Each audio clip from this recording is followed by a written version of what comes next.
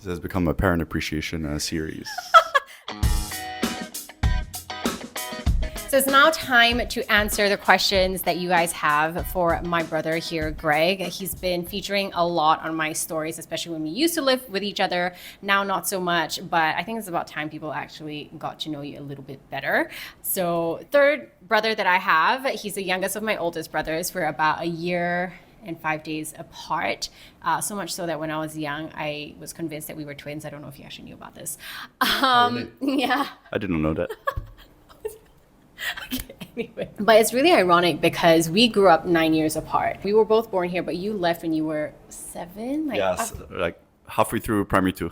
So that's like 7, 8. And then you went to Guam, of all places. So we've got a question here. How are we both so close despite living 9 years apart? I don't think we've ever spoken about this, actually. Yeah, well, I think for one, I came back to Singapore at least once or twice a year. And I remember asking my dear little sister, would you like to be part of my Blink 182 band? And we jammed down. It's so It's been a while. Maybe we should have a comeback tour. I was so Sign up. awkward. Yeah, I mean, I think we still played when we were kids. We did a lot of role playing. Doctors. Doctor. I was a rubbish truck driver, collector. What else? Even made friends with our neighborhood trash collector. Yeah, and I Remember, think you would we bring also- bottles of water to him. But anyways, yeah, and then eventually you came to KL, right? So Yeah. we were 15, 16. I think we were in high school, and yeah, we went out and did all that sort of things. We shared the same friends, right? So the thing is, during those 9 years, so our parents are divorced, and they were very good co-parents. Like, they made it a point that first I would spend time with my dad, Greg would spend time with our mom here in Singapore, and that we would also spend time with each other during our summer holidays. And when our parents started getting like their own partners, I feel like that's actually where we started getting closer, or at least I did to you. Revelation of today. And also, we always made weekly calls to one another, right? Yeah, I think that's something from our parents as well, right? Yeah. Like catching up, being present, coming back home, touching base whenever that was possible. I mean, for me, having been outside of Singapore, overseas, all my holidays was always visiting family. I mean, I think those who live outside of their home would know how that feels.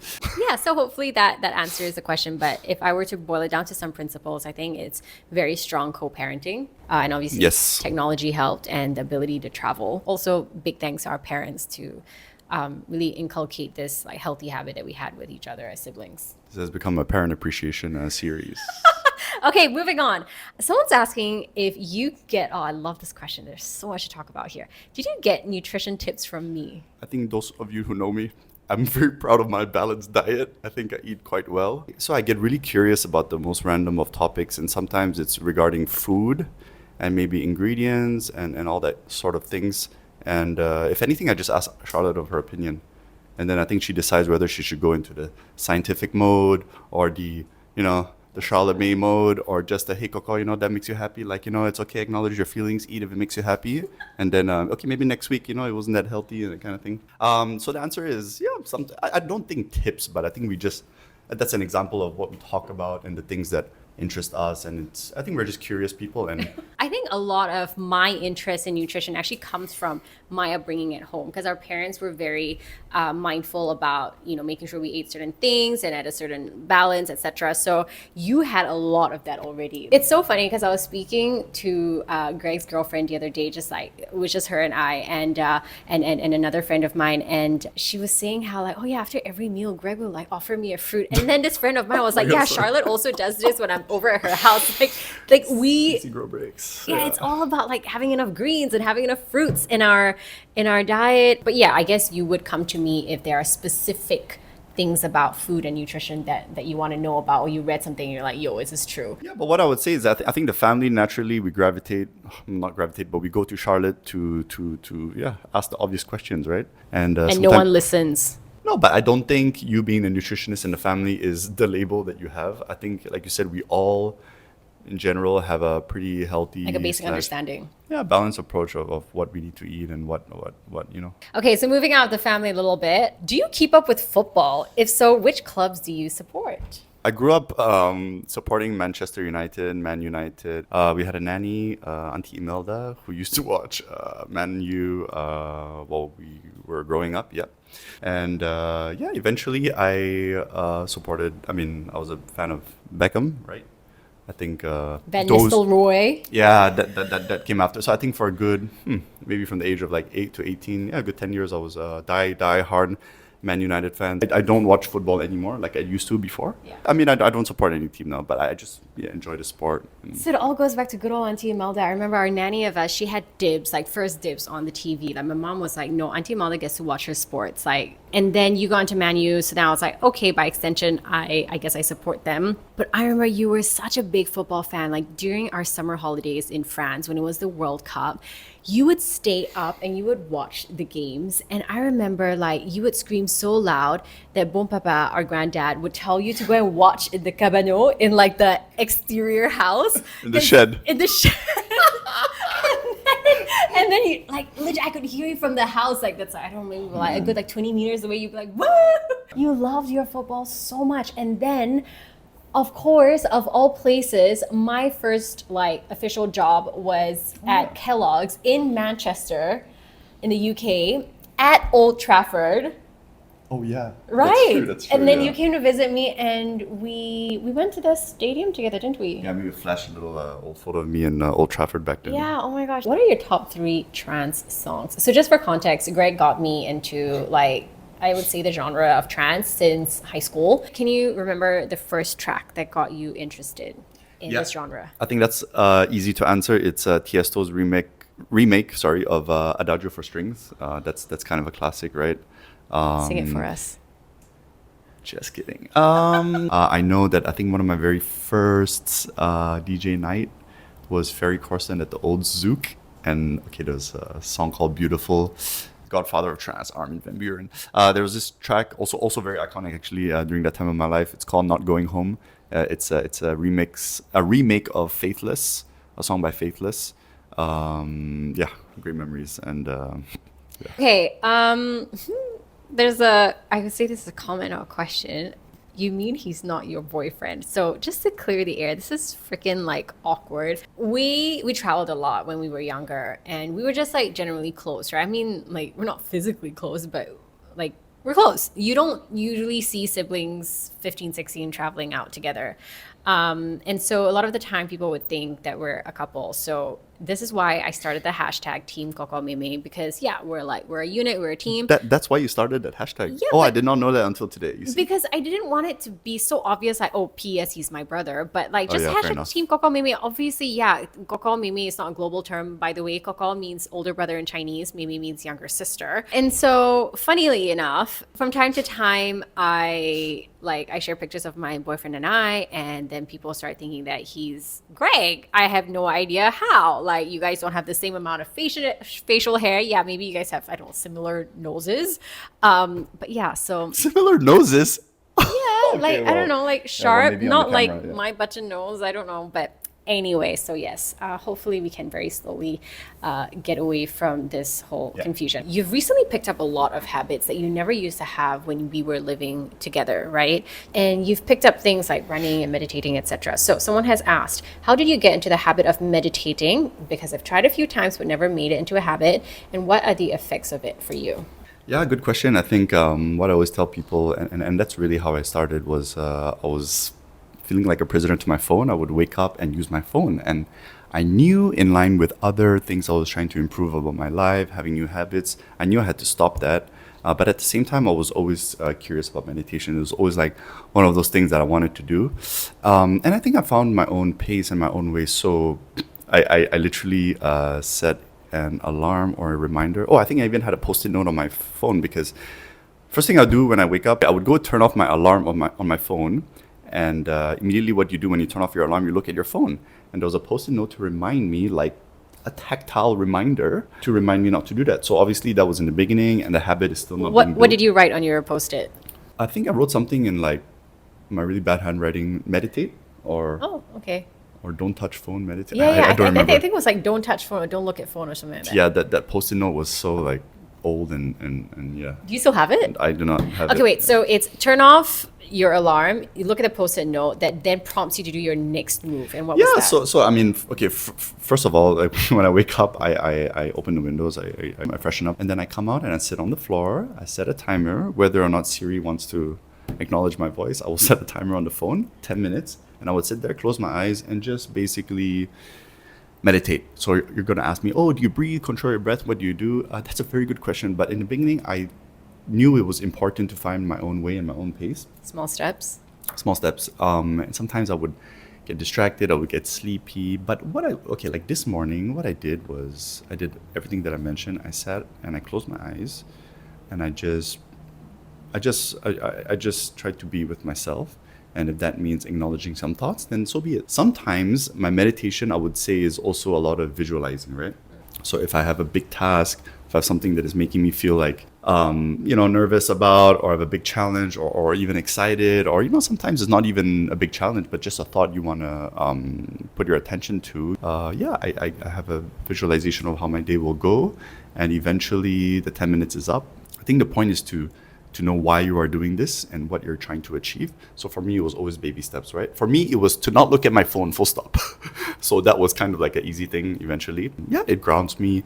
It's become a habit. It's like if I don't brush my teeth, I cannot start the day, right? If I don't take a shower, that kind of thing. So it's become a habit. I cannot not meditate. And it's like what I have to do for myself. Yeah, it's nothing complicated. It always sounds like, oh, meditation, but no, it's just, and the more I get into it, the more I realize, wow, this is so important. Like we don't put enough thought and care. We spoke about diet, nutrition, we spoke about whatever, sports, but this is taking care of your mind. Yeah. Yeah, I think at the end of the day is having that uninterrupted time with yourself. I think your meditation is a bit unconventional. Well, there is no specific rule to meditation, right? But you are with your thoughts. In your practice, you acknowledge those thoughts. You don't try to. In some forms of meditation, you are letting the thoughts pass, right? And it's just exercising your mind to do that. That's more of what I do. For you, it's almost like thinking about your day, visualizing how's it going to be, what kind of person are you going to be, who do you want to turn up as, right? And how do you kind of like set yourself up for the day? And you have formed this habit so much so that when we travel together to Bandung at 6 a.m. in the morning, you actually make sure that you face the window and get your sunlight in the morning, a la Huberman.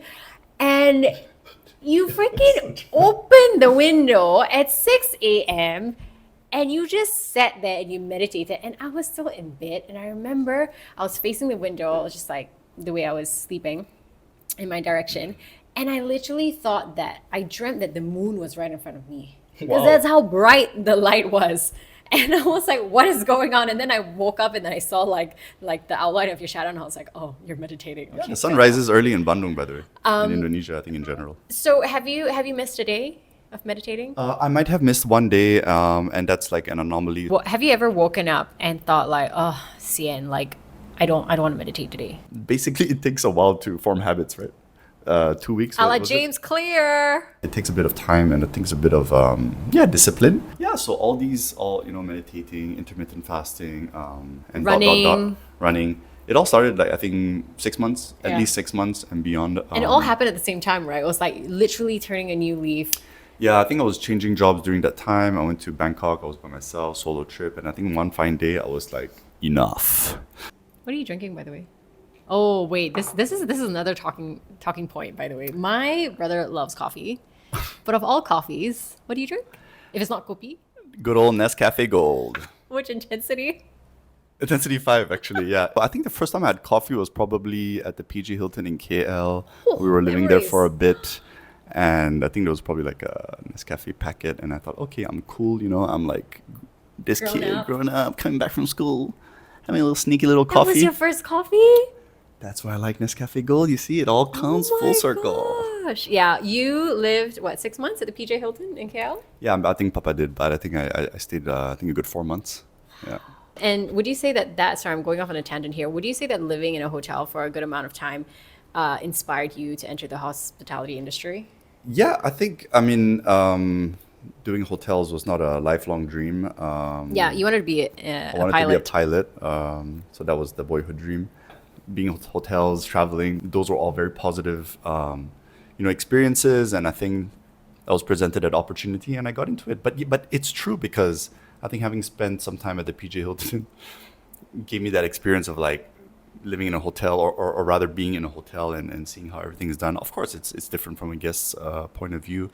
But I think also as a kid, do you remember I used to play like theme park tycoon. Yes. Hotel simulation, did you like play Habbo everyone's Hotel? playing like Call of Duty and like Dota, and I'm You like were like, yeah, trying to like make simulation sure like the games. customer is happy and like nobody vomited like next to the roller coaster and like make sure the housekeeping is like sweeping that up. Okay, going back to wellness, how do you maintain your discipline running 10 kilometers weekly? We didn't grow up super sporty, right? How did you get into running 10K? Because you really did not like running. And just this morning before coming here, you ran 13K. Yeah, so starting my life, having been in and out of the country, I had to do my NS physical fitness test, IBPT, and I really wanted to pass it. I didn't want to like fail it and go for all these, remedial trainings. So yeah, I started running like It was like 0.4, 3. I used to Yeah. like suffer it because I did not ever like running. Full stop.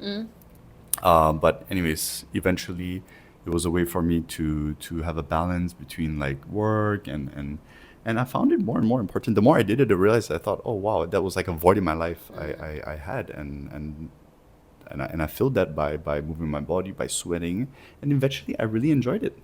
2, 3, 4, 5, and I think off late I started to run back from work every Wednesdays, and that became a habit. So it's all about habits, guys. So, do you have any accountability mechanisms to make sure that you run this 10K, or is it just all dependent on you and your habit? So I would force myself to run home. If people would ask me, "Oh, what are you doing?" I'm like, "Okay, I'm running home." So the more I spoke about it, the more I told people. It's almost like you make the commitment and you're not even sure whether you can do it. But yeah, you are vocalizing it. You are kind of manifesting it. Is there a feeling that you look forward to after a run? Just like a burst of like endorphins and dopamine. It's kind of like this reward that.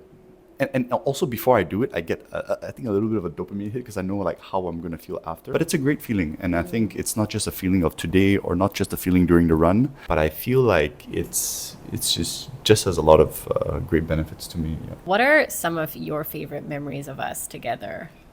I'll share mine as well in a bit. Yeah, I don't know if we caught it earlier, but coming back to Singapore and asking you to be part of my band, my Blink That's 182 one of band. your favorite memories.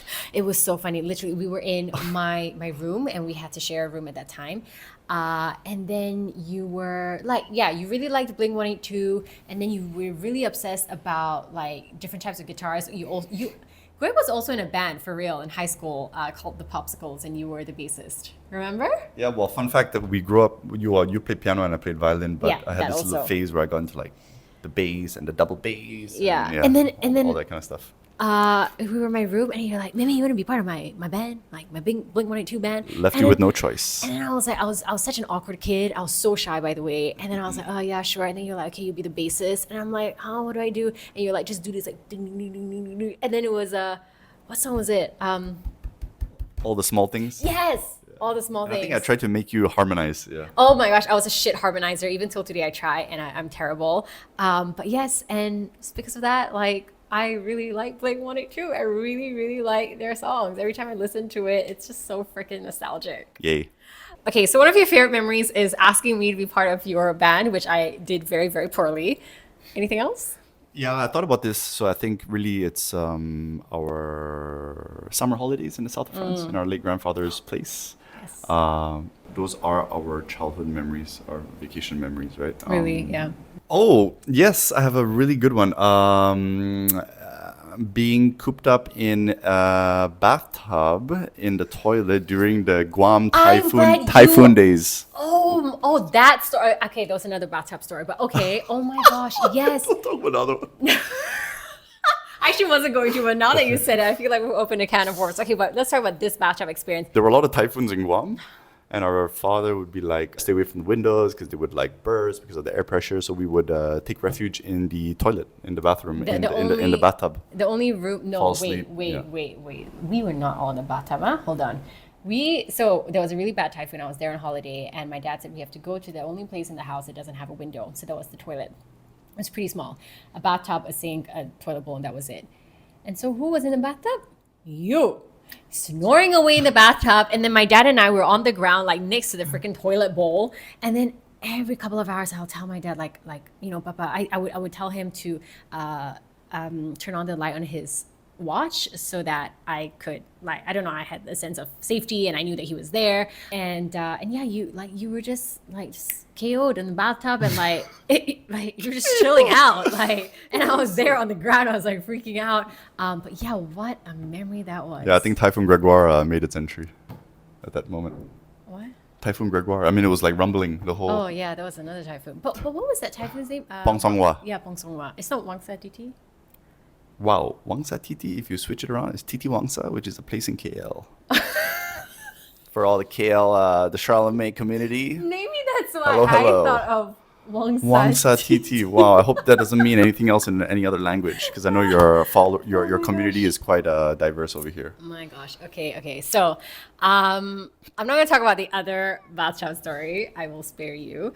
But for me, I have two main memories. And the first one was moving to KL when I was 15. Starting in a new school when you're 15 is the scariest thing ever. But just knowing that I was walking to school with you, like, it just made it so much easier. We weren't like very dependent as siblings, but we were like friends. And I think also because the school was a lot smaller, we could just be ourselves, and there wasn't a lot of pressure. And so that was one of my core memories, and just like going clubbing together and just being close siblings. I know it's very unconventional, but I think that's why I can call you my best friend today. And Oh, so sweet, man. Yeah. But very true. Yeah, I would not say it any way differently. so, and then another one is, our travels as adults. We are so fortunate to have been able to do that. Also because we were both studying in Europe, and you visited me in the UK. We did a lot of holidays in France, like in different areas. We went to Turkey, fell asleep on the side of the road. We went to, where else did we go? Man. Peru. Yeah, Peru. Yeah, and I just love those travels with you. Like, I look back and I'm like, we're so lucky to have had the chance to explore the world, but also with each other and just build these memories. I want to ask a question about your Food Panda days, because I know like you don't speak a lot about this, but it was such a novel experience for you. Like, what were some of the main lessons you learned from this experience? It's one of the most remarkable memories I've had in the last 5 years, or at least in the last 4 years since coming back from Costa Rica, right? Before coming back to Singapore.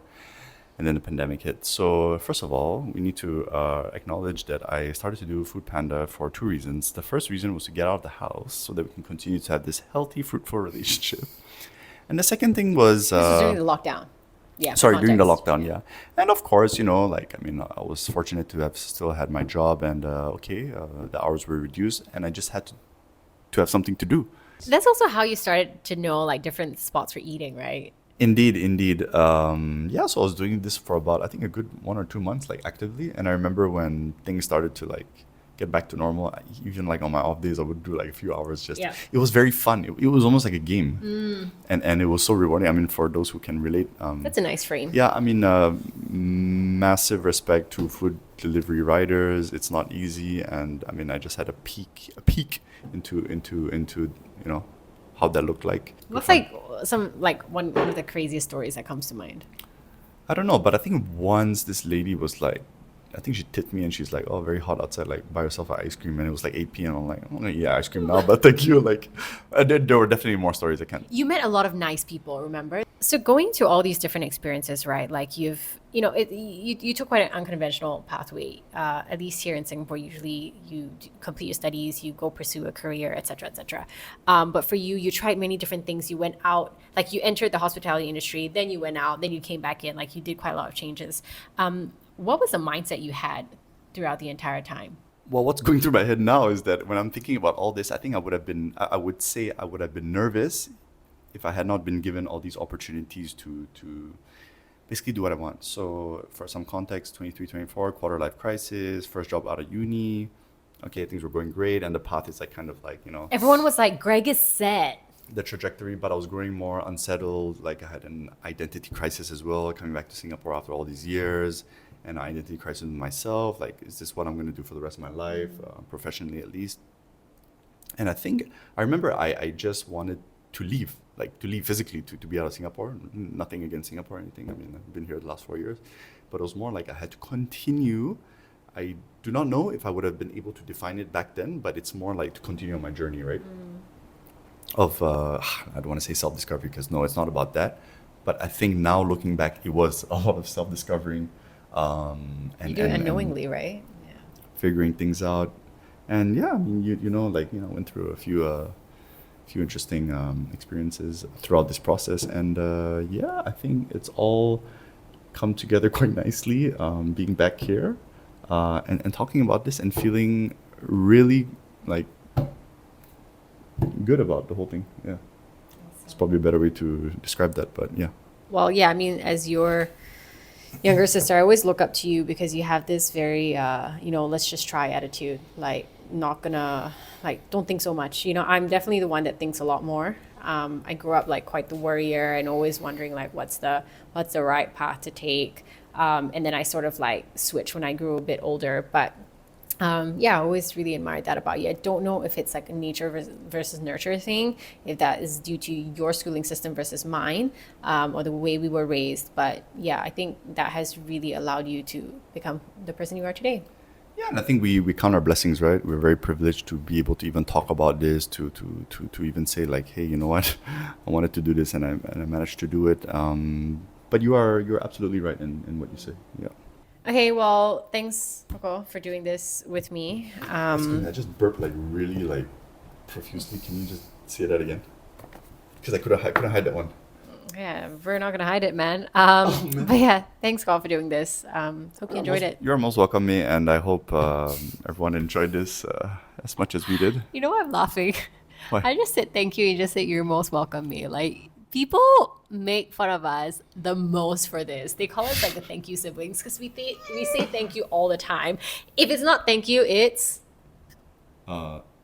thank you, May. I really appreciate it. Oh, Yeah, I'm so thank you, grateful May. for you. Good night, sweet dreams. Thank Have a you, nice thank you, sleep. thank you. Oh yeah, we had to say whenever we were young, we wouldn't just say good night. It's good night, sweet dreams. Have a nice sleep. Like like a it has mantra. to be like even now as adults, I'm like good night, sweet dreams. Have a nice sleep. Yeah, I think we used to like. I think it was probably like it could have been perceived as a probably like Like a tick or obsessive. something Yeah, because yeah, we would yeah, like yeah, say yeah, like. yeah, I yeah. mean, let's be honest. Like there was a time where we used to say like so many times and like outsay one another and then Yeah, both yeah, sleep. yeah. I think it's like we were like, I don't know, as kids we weren't very secure. Okay, anyway, good night, Suji, so nice sleep. Bye. Do you remember when I was a bit younger and I had this thing I had to like close the Yes, door? yes. Wow. Yeah. Like Yes. touch And the light yeah, switch, like yes, turn it off a yes, few times. yes, Wow. yes. That just came to my mind now. Yeah. So if you ever have In line with kids all that, who have like these kind of tics as they're young, they're gonna turn out normal. Okay, bye.